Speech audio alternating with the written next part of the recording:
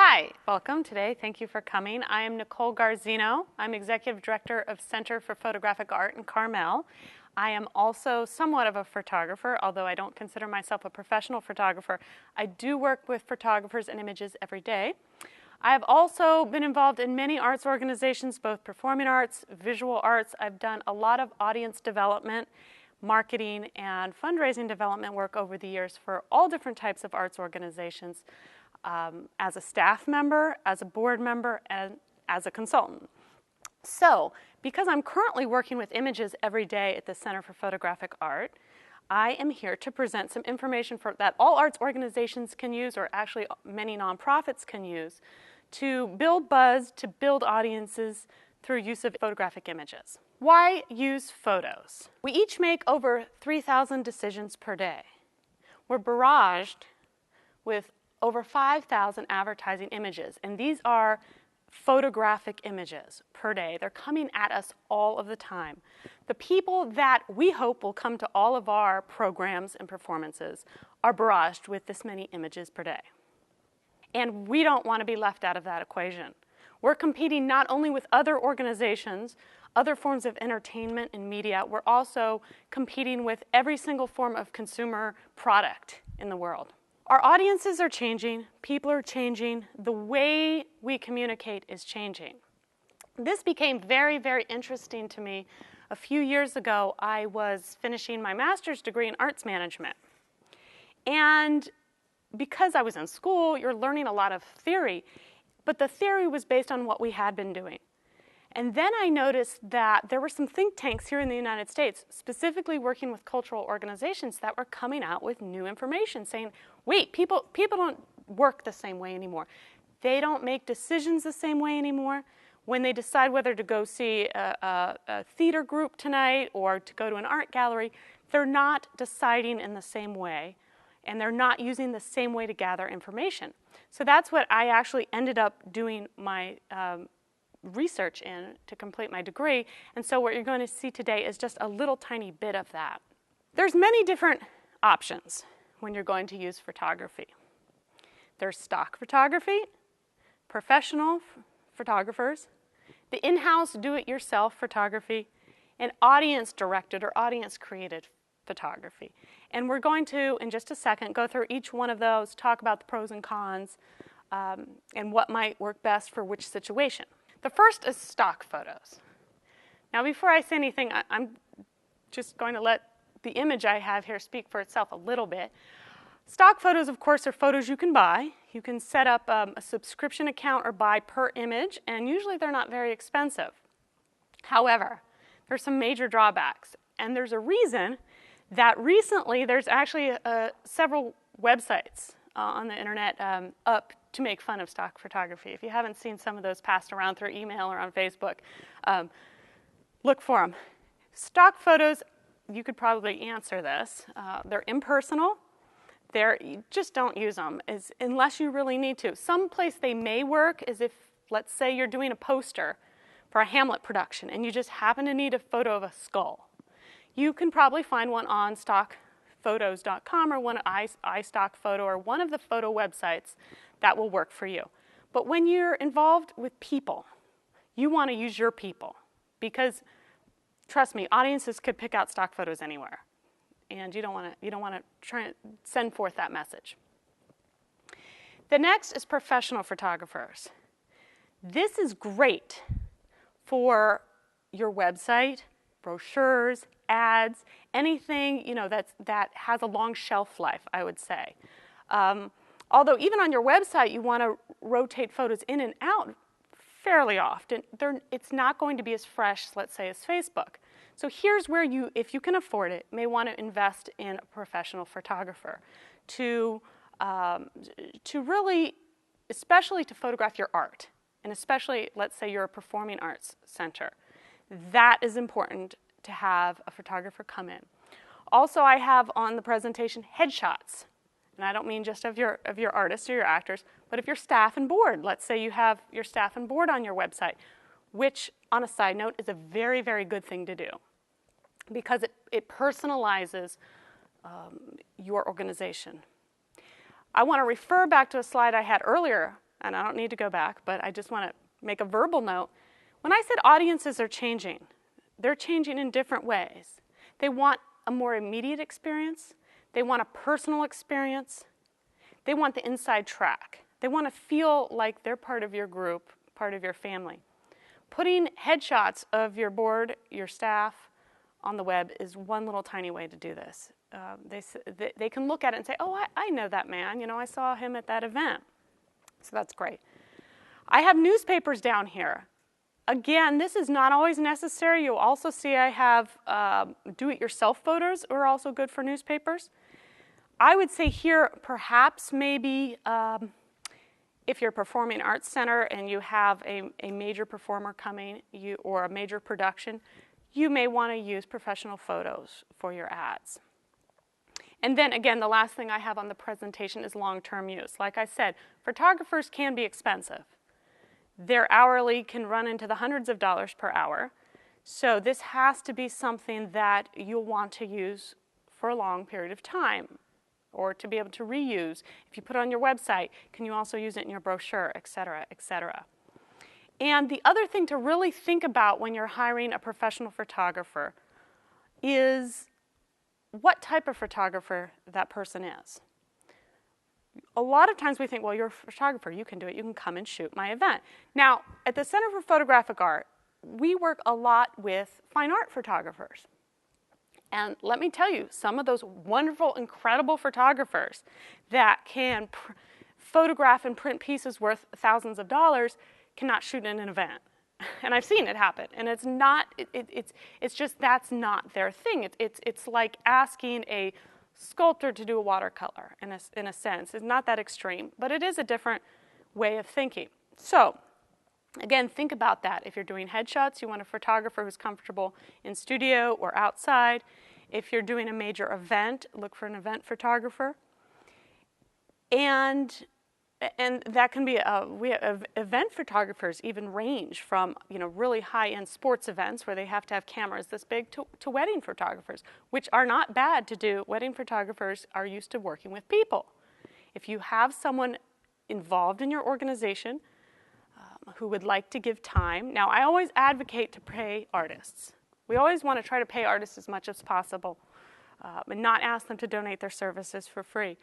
However, if you do have someone who's in your organization that, like I said, does wedding photography, that might be a great resource if they really want to donate or do something good for your organization. So don't write off professional photographers because you think you can't afford them. Some are also, again, number one, always try to pay them first, but if not, some will do trade as well in order for sponsorship, publicity, their name as a sponsor, or trade. If you have something they would like access to tickets, season subscriptions, that type of thing. The next option, it's free, usually except for the cost of the camera, but now that we're digital, no film, is the in-house do-it-yourself. And I think this is the 100% way to go for social media, first of all. And why is that? That's because social media, what I mean, I don't mean your website, I mean Facebook, Twitter, any of those sites that you're uploading to, there's an expectation on the web that when you're using social media, you're being real. And if you're too polished, it takes away, that's not the vibe of social media. And being too polished, you're actually discarded because it's thought of as more corporate. So here's where you want your volunteers, your staff running around an event with cameras. Also, it's great for your newsletter. Whether that's an e-blast newsletter or printed newsletter, it's fine. You don't have to have professional photography. Your blog, if you have one. Now, when I said professional photographers for your website, I just meant a banner, something you're going to keep up throughout the year. But also on your website, there's that place where you might just have a photo gallery of events from last week. You know, a party you had, an opening you had, an event. Then that's your own photos. And here's another place that newspaper submissions, you may just want to use your own. And newspapers, by the way, all of their requirements are on their web. It'll give you, I don't want to get into the technicals right now, it's usually a medium-sized file, and how they need it, what size they need it, how they need it sent. That's all on every newspaper posts that on their website, or you just can call them. Audience created. This is great for Facebook, Flickr, Yelp. Obviously, all of these sites, and what I mean by audience created, first of all, is those people coming to your events or your performances or your galleries. Finding ways to allow them to take their own pictures and upload them and share them. So let's go back to do it yourself. Taking your own photos. Just a couple bullet points. First of all, the most important thing is you want those photos to represent the audience. Both, now this is a little different, both your current audience and your future audience. So what that means is you have to think about that. You have to say, okay, I know who my current audience is because they're all in this room, but what am I striving for? And there are ways to do this with, in a subtle way that it's not like you're setting up photos, but look in the room. If your desire is to have more young people, make sure you get photos of young people. If your desire is to get, more men to your group, if you're very women heavy, take pictures of groups that are mixed and diverse and showing men and women. Because what you're going to do is put these in public places. And if you remember when I talked about how audiences are changing, one thing they want to see is when they make a decision whether to go to an arts event, they wonder, are there going to be people like me there? How am I going to fit in? I want to be with my peers. This is one way to demonstrate that. And if someone's on social media and they see all these pictures of your last opening or your last event and they see people like themselves, they think, wow, this is where I want to be. So represent both your current and future audiences. A regular digital camera is fine. In fact, it may be better.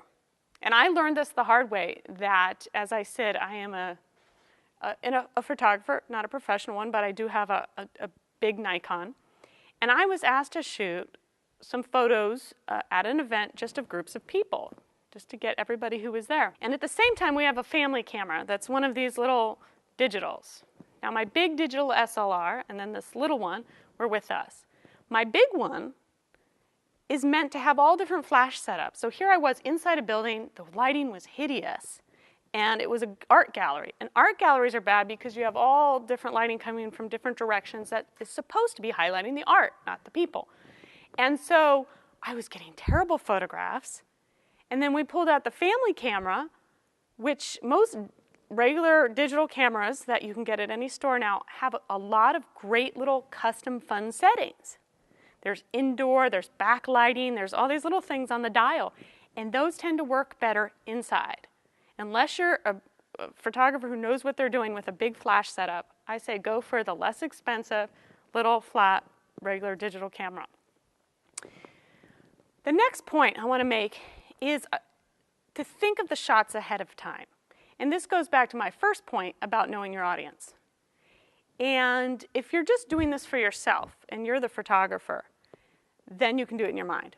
But I've actually worked with some volunteer photographers where we wrote down, make sure you get a shot of so-and-so, the artist. Make sure you get a shot of these key volunteers that are involved.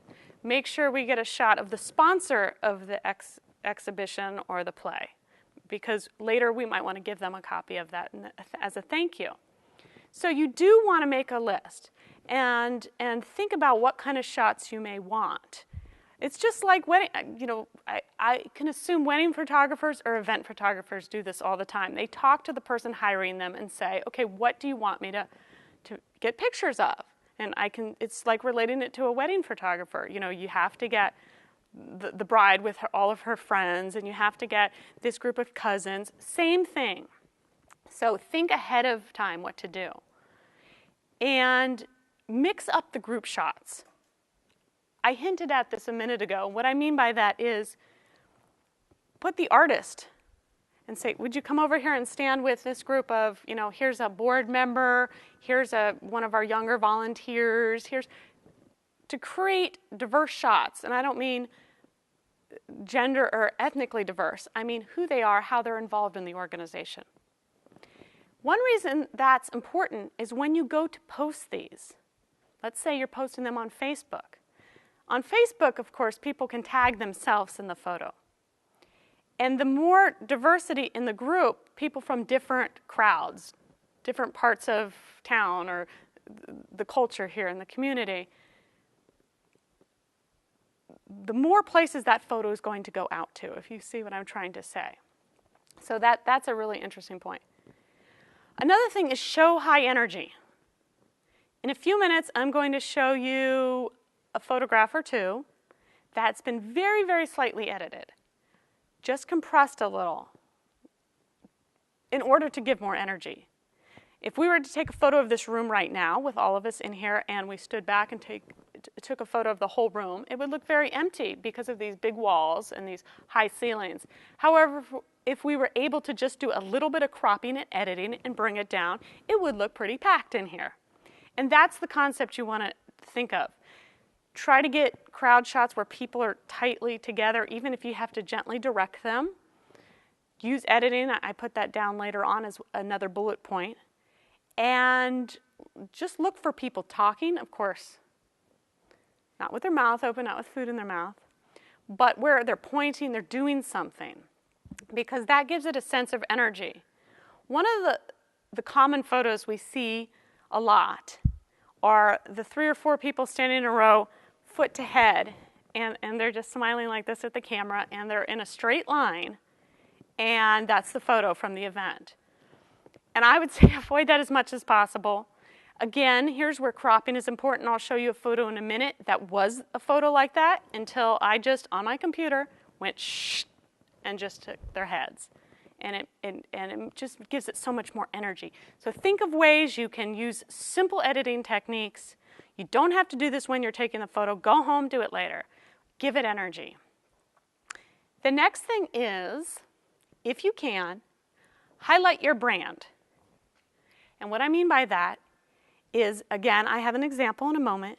If there's any signage at the event that has your logo on it, or something that people identify as you, such as a well-known building or a facade.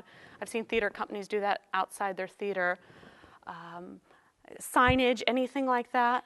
Take photos where people are standing in front of that, because those photos will be easily identified as you. Or if someone's wearing a t-shirt that has your brand or the name of your show on it, that can be done as well.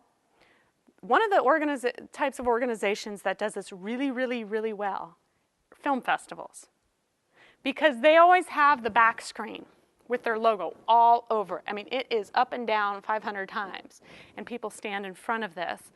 And that's an idea that can be copied. That doesn't have to be owned by film festivals, and it's not very expensive to get a big piece of sheet with your logo printed all over it, and you have people photographed in front of that. So that's just one way so that when your photo's out there floating, maybe on somebody else's Facebook page, your logo's in it, and everybody knows where that was taken. The next thing I have in the presentation is, I've already said this a little bit, use photo editing software. Now, at the end of the presentation, I do have some resources and some suggestions. You do not have to use Photoshop. Photoshop is expensive. There's mini Photoshops called Photoshop Elements. It's a little less expensive, but there are plenty of free software available online that work just as well for your needs. And use these. Take them home. Don't upload them right from the camera. Take them home, do a simple cropping, simple contrast, improve the lighting a little bit, and it's going to make a big difference. I'll show you in a little bit. Two different places you're going to put these photos, one online, one in print, and they need to look different. What I mean by that is, if it's going on the web, whether it's your website, whether it's Facebook, Twitter, wherever, you want bright color. You want it to be very visually appealing. Remember in the beginning I said that people are overwhelmed by images every day. So yours has to be right up there. Make it bright, make it high energy. Newspaper, you have to do a little more thinking about it.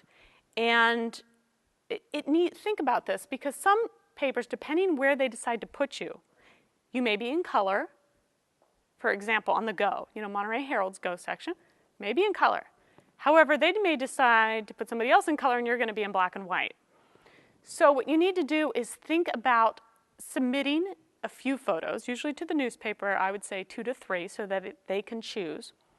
But pre-select. Think of what would be, if it's going to be black and white, what would be high contrast and simple, not too busy. Now, I currently work in an art gallery, so with every exhibition, we submit 2 to 3 shots of the artist's work. So we don't even prepare these photos. The artist presents them to us. And so we always try to pick those that would be the most visually stunning if printed in black and white, because you never know. Okay, here's just a few shots. This is one off the Stern Grove website.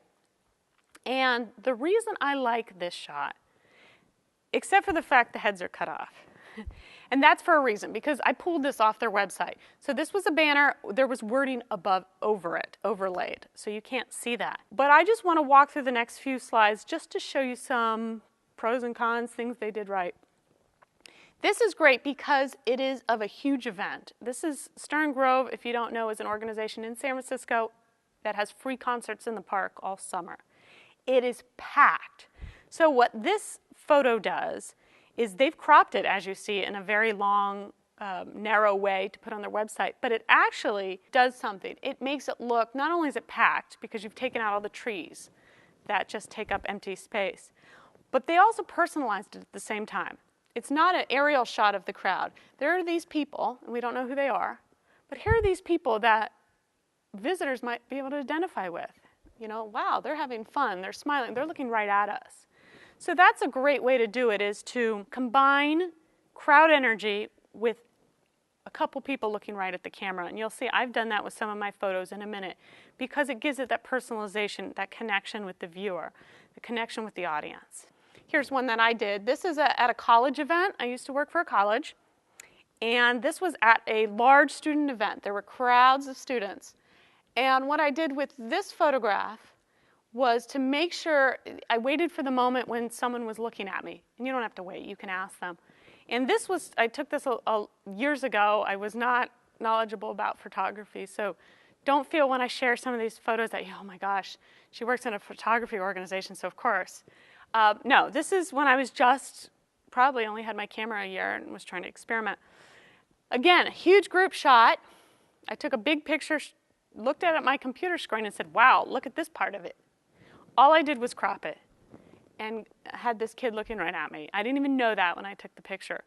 So this does that. It shows a diversity of crowd. It shows it's very crowded, it looks busy, but then you have the human face there looking right at you. Here's one I took of children doing art at one of the Monterey Museum of Art right here. And again, this was cropping. This was a huge empty courtyard it just started, so not many people had arrived yet. But I wanted to, because I had limited time, to take a tight shot. So get people tight, tight, tight, tight, tight. So it looks like, wow, there's a lot of energy, a lot of people. Branding. This was just a random street shot. Again, huge street shot of this big parade happening. Cropped it down. Here are volunteers walking, but there's the sign. So incorporating any kind of branding you can. Here is a photo I took at that same student event. These were people that were faculty, staff, and artists that had been involved in the college. Again, this was a traditional shot, toe to head, plus the big trees. And all I did was zoom in, not with my camera, at home, with my computer, and just cropped it. And it looks so much more powerful. It looks like a portrait of these ladies. And again, not photography skill, editing skill, with a free editing software, by the way. So way back then, you know, I didn't have Photoshop, so it was just crop, crop, crop, done. Now I want to do a little bit before and afters. This is a shot of where I work now, just taken recently. This is not a terrible photo. And these next two examples I'm going to show you are not extreme changes.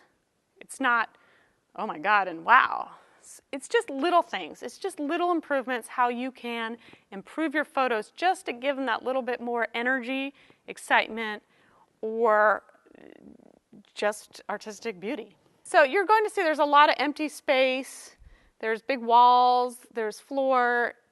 Mostly the problem with this one is that there is a lot of the photograph is the ceiling.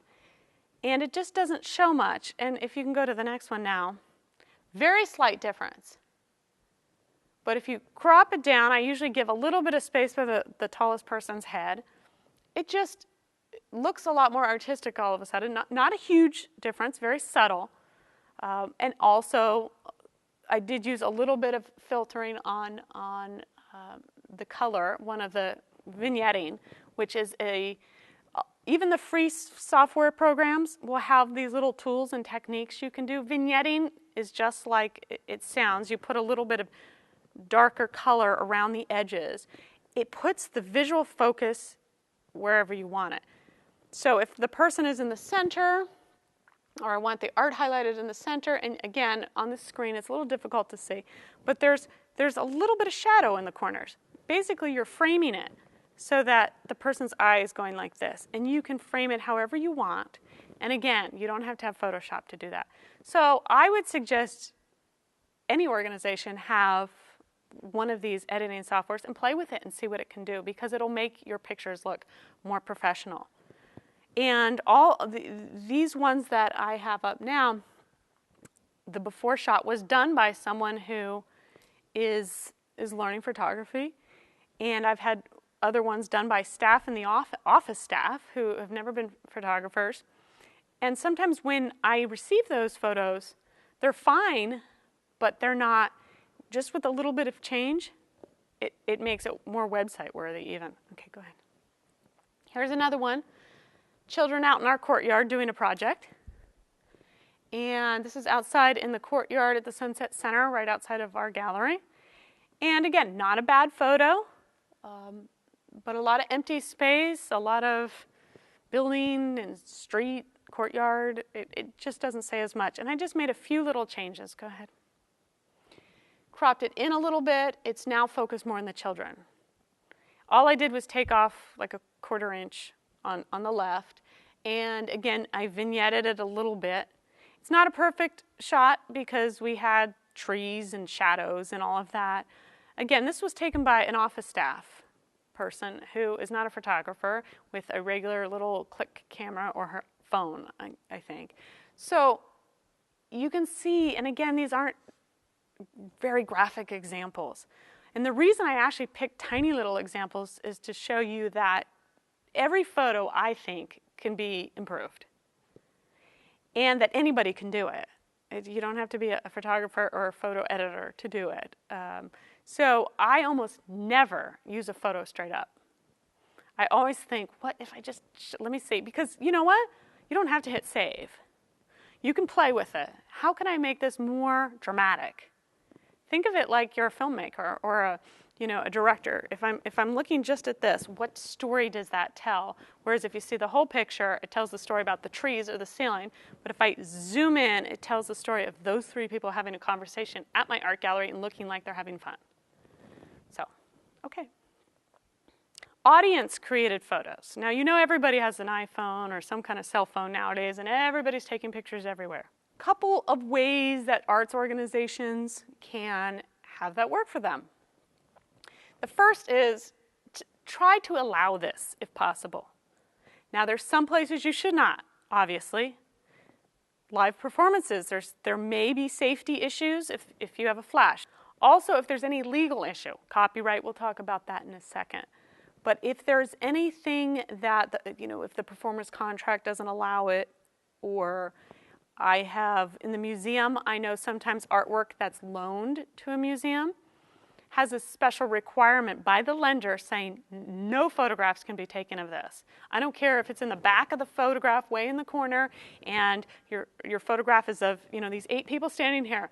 If the painting is way in the back, that's not allowed.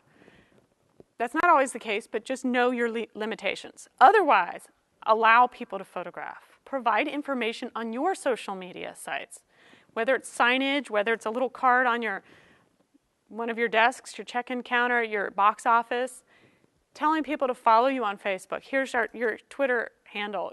Anything you can do to remind people to, hey, we have this Facebook page, put your photos up or tag us, or as many ways you can remind people to do that. Because it's much more helpful to your organization if instead of someone just uploading their photo of themselves and their 3 friends with some background you can't really tell what it is, it's better for them to upload that picture of themselves and their 3 friends saying, here I am at X theater company or at this live outdoor concert.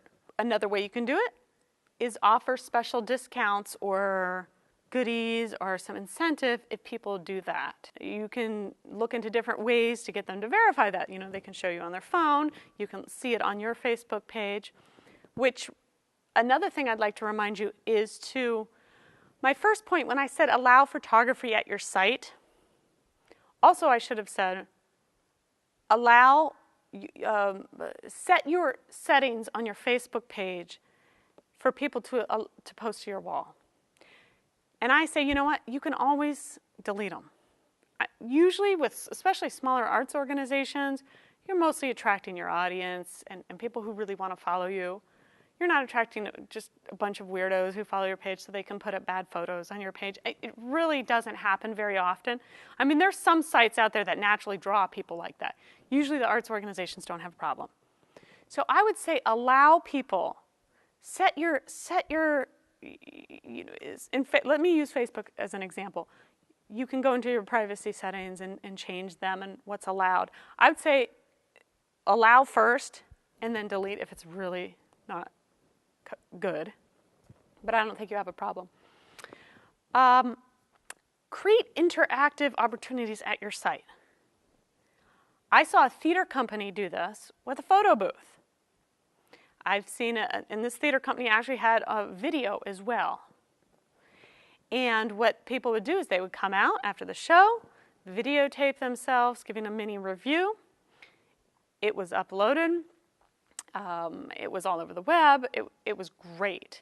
I saw a museum back east do this with they had a camera connected to a laptop, and they would take your picture, and you could put a little comment.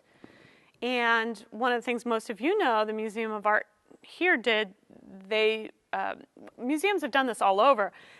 The San Jose Museum of Art had a camera set up in one of their galleries. So the Monterey Museum of Art thought, wow, that's a great idea, and they did the same thing. They actually had, during one of the photography exhibits, in order to give people a way to be photographers on their own, was to set up a digital camera. People can come in. There were props. There was a couch with a backdrop, and people could have fun. I've seen other museums do this with actually little sample costumes hanging on the wall. For instance, I saw this done during an exhibit of work from the 1920s, so they had clothing like the 1920s, and people can put that on, and they would snap it. Now, they could either use their own phone, or they can use the camera provided by the museum. In either case, either they were uploading, or then the museum every night would upload to Flickr or Facebook or what have you, and it was a way for people to interact with the organization and a way for it to spread. The next thing I would say is don't forget these other sites. I mean, when we talk social media, we think Facebook, Twitter, and then sites like Flickr, where we share our photos. But there's other sites like Yelp, Google, and Bing. Bing and Google, of course, are search engines, but Google is also Google Maps. And in Yelp, of course, is a review site.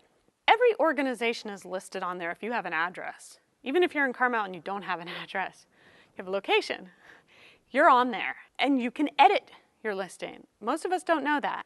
In fact, I didn't even know this till probably about 5 months ago.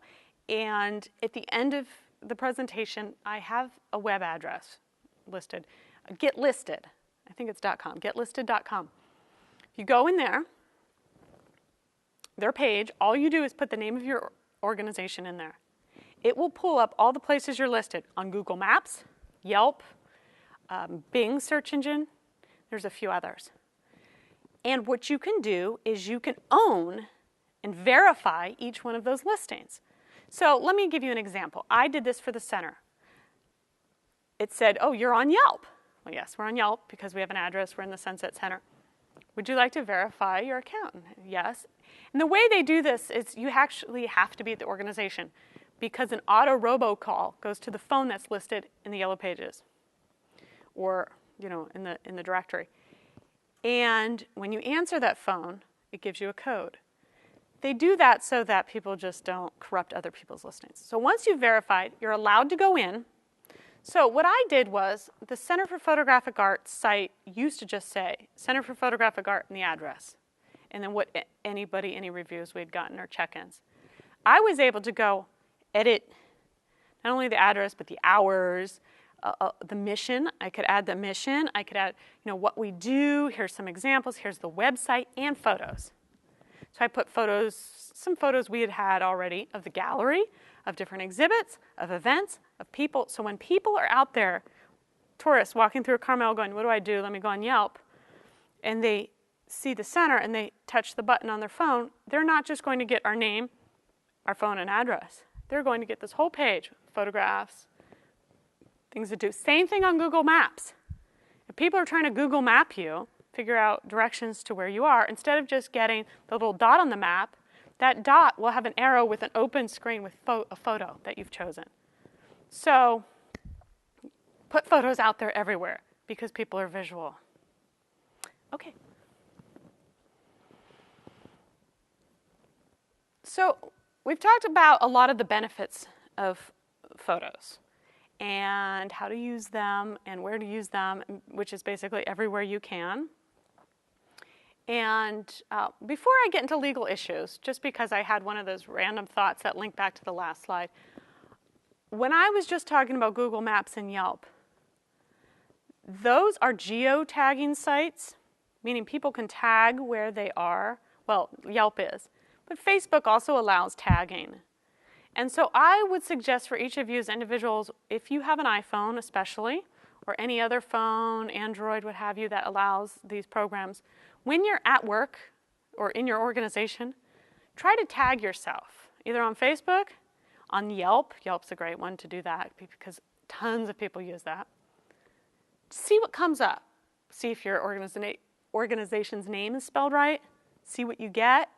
See if somebody else has, because sometimes users, if it's not in there already, they'll type it in and it's wrong.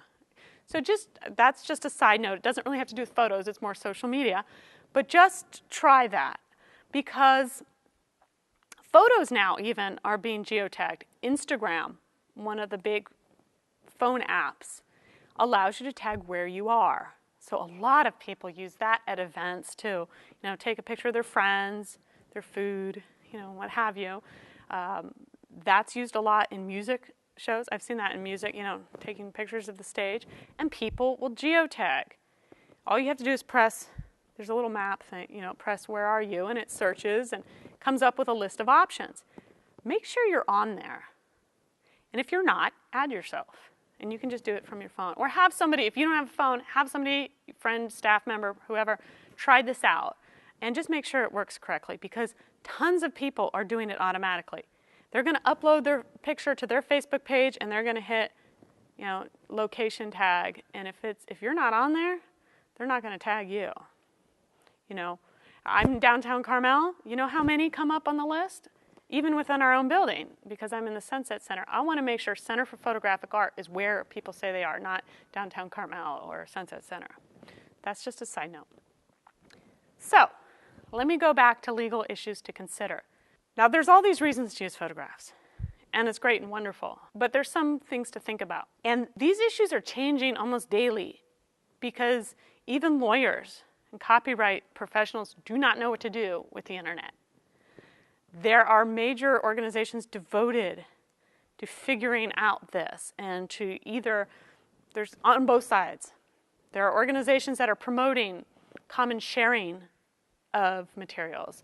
On the other hand, there's organizations that are filing lawsuits against people that are sharing information.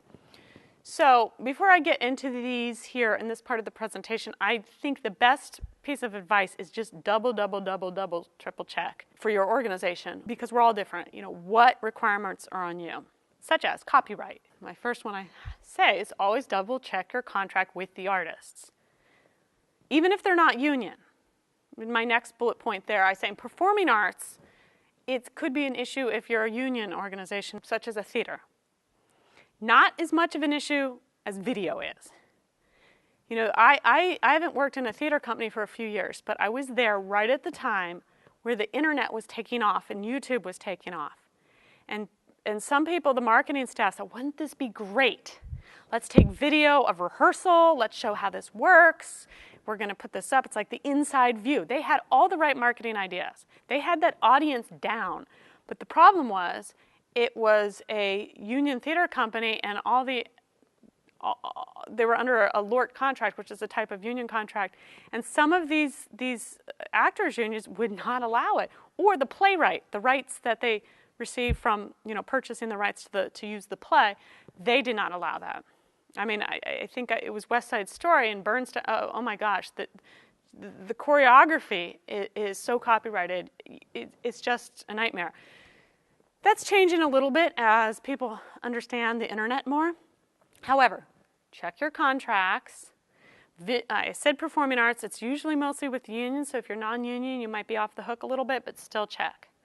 Visual arts, again, like I mentioned at museums, sometimes the art, even if it's way in the background, has restrictions on it. I would say visual arts should check their contracts. I know at our center, whenever we're going to have an exhibit, the artist who's in the exhibit signs, it says in there, you're going to provide us with 3 images of your work, and we get to use it for any PR. That means newspaper. That means our Facebook page. That means postcards if we want to make postcards. That means ad infinitum, you know, on and on and on and on. And we get to keep it on our website and our archives for a while. And our artists don't have a problem with that because we're promoting their work. You know, we're not using it. Which leads me to the next one, photo credit. Always make sure you have the correct photo credit. Don't always assume, because sometimes the artist is known as one thing, but she prefers her name this way in professional circles. So just always check with photo credit how they want that done. With a hired photographer, same thing. You know, check how they want it. Some hired photographers use their studio name, meaning, you know, the Mike Smith of Photographic Studio Arts, and some just want their name. If it's one of your staff people, you don't technically need to give photo credit. You can either leave it off, or you can just put CPA staff, or the XYZ theater company with photo credit, because you own it. If they're your staff, technically you own that photo. But it's nice if you have an aspiring photographer on your staff, and you know, one of your interns, or you know, give them the photo credit because they'll love it and they can, you know, kind of claim it. So that's fine. You don't need to have a photo credit on every single thing you put on Facebook or your website or anything like that, especially if it's just shots that you walked around and took. So don't worry about that. But if newspapers will ask for it in your email, where you say, you know, dear Mr. Editor, I've attached this press release, here's some photos. I always write after my name, you know, sincerely, Nicole Garzino, I put photo credits, and I put attached file, this is called this, and this is called this. And again, the newspapers will tell you how they want that, but they're going to want it. So even if it's just a shot at your last gala, you can just put photo credit, and then the name of your organization if just one of you took it, you know. Or you can put the hired photographer if you hired somebody. So just make sure you do that, because if you drop that, that's a big no. Last thing on hired photographers, make sure you know what rights you have. Because hired photographers are a little bit different. Sometimes they allow you one use. Sometimes they allow you just use for your web. Or sometimes they'll say, okay, you can use it in the poster for your show, but you can't then reuse the image in these other 5 ways. So really, whenever you're going to have a contract with a hired photographer, just make sure you know your usage rights, because you don't want to think, wow, we paid X dollars for this, and great, we get to use this forever. And then you get a nice little letter, cease and desist, or please give me another $1,000, and you don't want to do that. So the next issue that can crop up with taking photos are photo releases. You know, permissions. Do you have permissions to take all these people's pictures, and do you have to ask for their name, and do you have to get them to sign off on anything? And in most cases, for most arts nonprofits, no. You don't even have to worry about that. There is this category called educational use. And nonprofits, especially those, you know, if you're doing a theatrical show or an art exhibit, it's considered educational. You're using these photos to demonstrate your art or to showcase your educational programs online. Where permissions, model releases are usually needed as commercial work, ads. And I don't mean ads for it's this slippery little area. So again, I'm not a lawyer. I should just say that right now. That's the disclaimer. So go look this up or something, or ask a lawyer. And but I will say, this is usually what's accepted, is that commercial means really, really commercial. I don't mean a small theater company runs an ad in the paper, because that's still educational. It's an ad about your program. Commercial means you're going to put it on a box of cereal, or a big, you're selling a product. So usually nonprofits get away with it being under educational. So no, you do not usually need it. If it's a big public event, there is the unstated expectation, especially if there's a photographer walking around very visibly with a camera, there's an unspoken expectation that people will be photographed. I have occasionally, rarely, but occasionally, seen at venues or events little signage that we will be photographing today for our annual calendar. If you do not want to be included, please let us know. That's a little sign off somewhere. That's an opt-out. That's if somebody has an issue, a personal situation in their life, you don't want to know why, that they don't want to be photographed. That gives them the out. So I would think under most cases you do not need a release, except be very careful with kids, because it's just standard practice.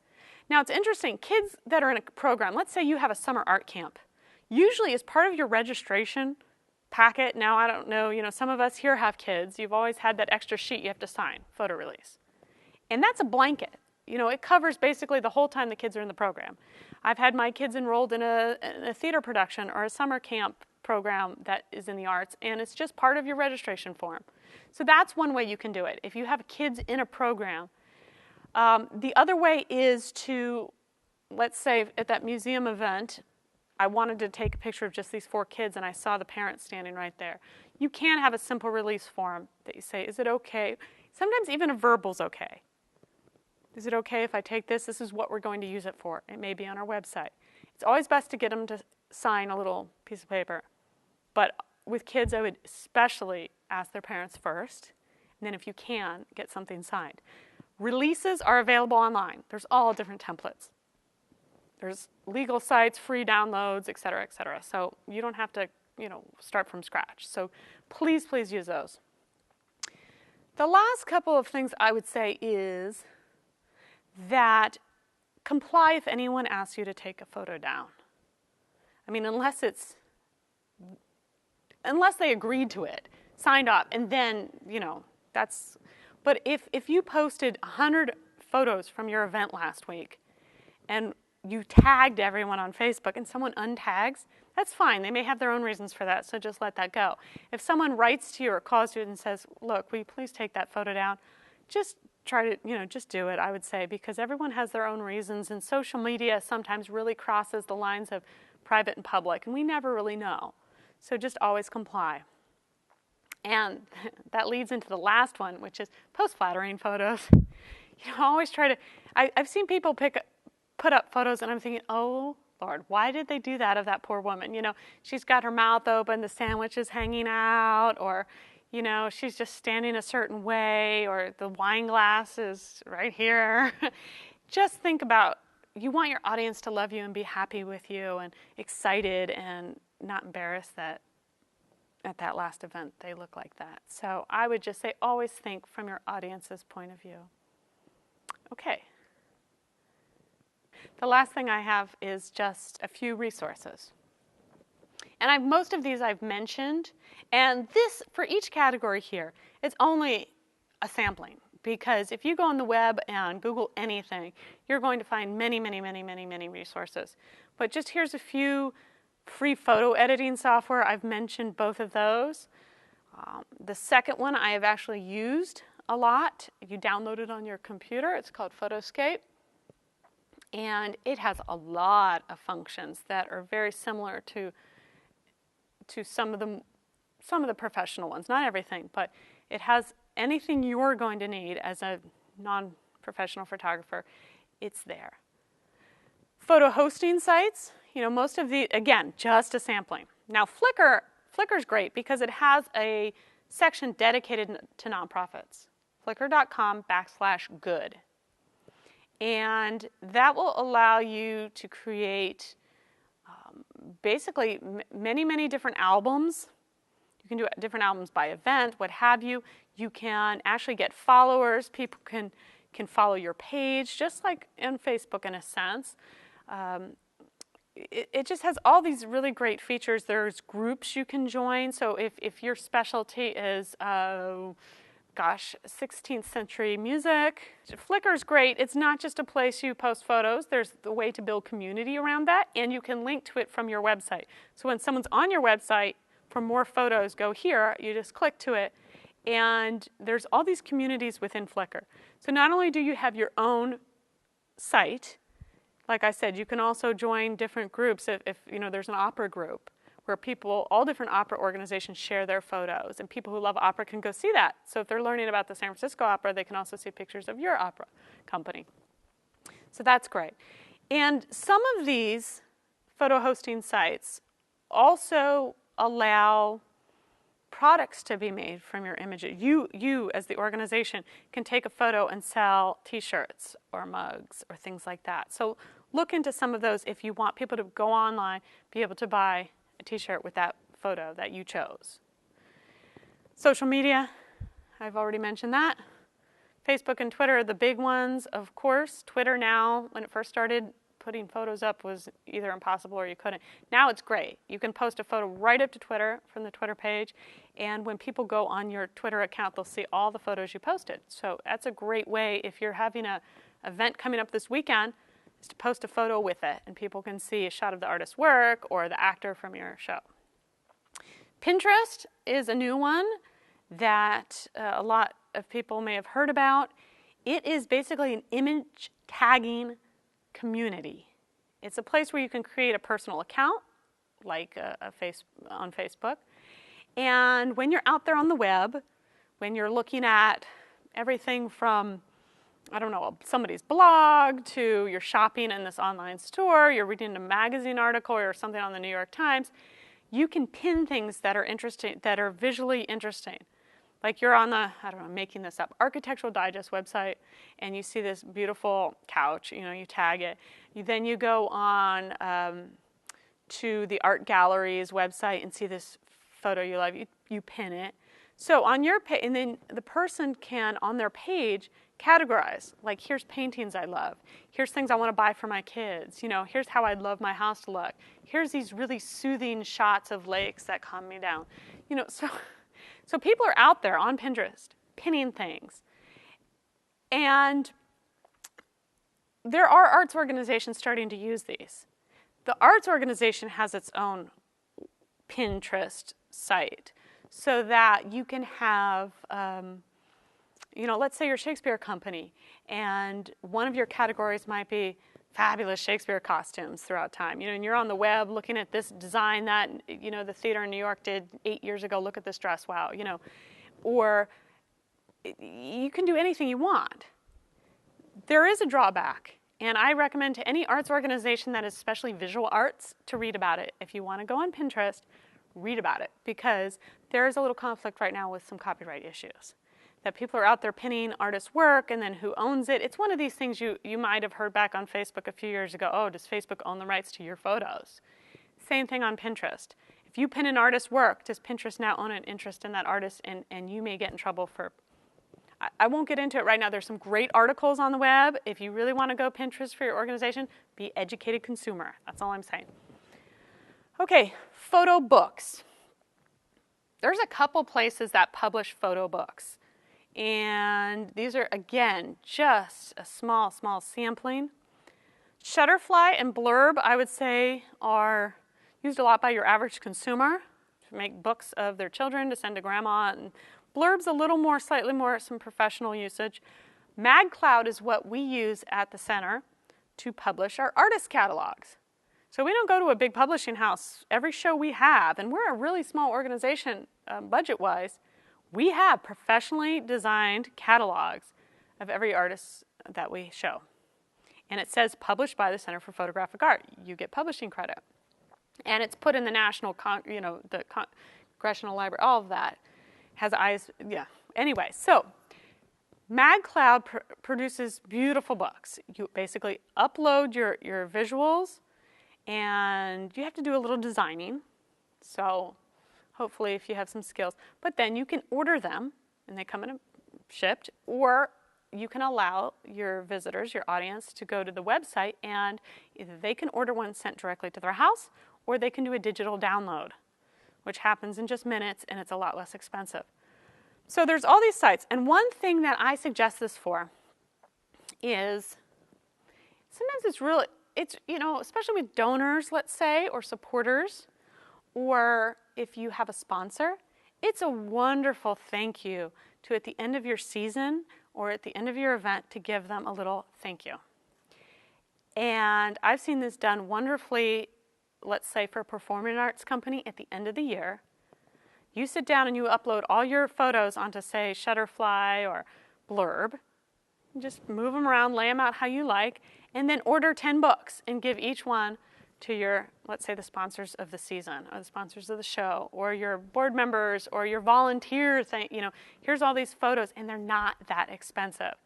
So think about how you can use your photos to end cap your event or your year, and how can you use that to really give back to the people that are helping you. Because that's the problem sometimes with social media and the internet. It's up, but then it's gone. This gives people a hard copy to take home and put on their shelf, and it's really nice. Either hard cover or soft cover. They're not very expensive. So consider bundling all your photos at the end of something, as a geotagging sites I already mentioned. These are the ones that are where people can tag themselves in your building at that very second. So just figure out how they work and how you may be able to better improve your listing on these sites. And then my last two are just for fun. This Dippity.com, it's been around a couple years and it hasn't really taken off, but it's still there and it can be used by anyone, and I think it's pretty cool actually. You can create timelines. So I wanted to see how arts organizations, timelines that are visual. There's a line, you can create the different years and you put pictures and little descriptions. I wanted to see how arts organizations were using this. So I went to a theater, I just searched in their page. You can put a keyword, and I put theater, and it comes up with all these different theater pages. So I picked, say, Hartford Theater or some theater, and it was neat. It went season by season, say 2010 summer, and then all these neat photos of things they had done from shows, and so you can keep track of this. And and people say, well, what have you done? You can play with this. It's free. It probably it takes some time, but it's just a neat little thing. So I put it just under there for fun. And this is coming up. The next one, zine, Z-E-E-N. It is being developed right now. So it's not available, but you go on the website, you can sign up, put your email in, they'll notify you. It's being created by the people who made YouTube. So there's some minds behind this. And basically, the tagline is beautiful magazines for everyone. So I don't know what it's going to be yet. But basically, I think it's probably going to be similar to a photo book or photo gallery, but it's all online. I'm not sure if you'll be able to print, but you can design your own mini magazine, online images, text, whatever you want it to be. So I'm waiting to see what that's going to be like. So I would just say that every day, new exciting ways to get your word out and your images is going on the web. So you never know what's going to come next. So that was just a little bit of what I had. There's always so much more. It's all personalized, of course.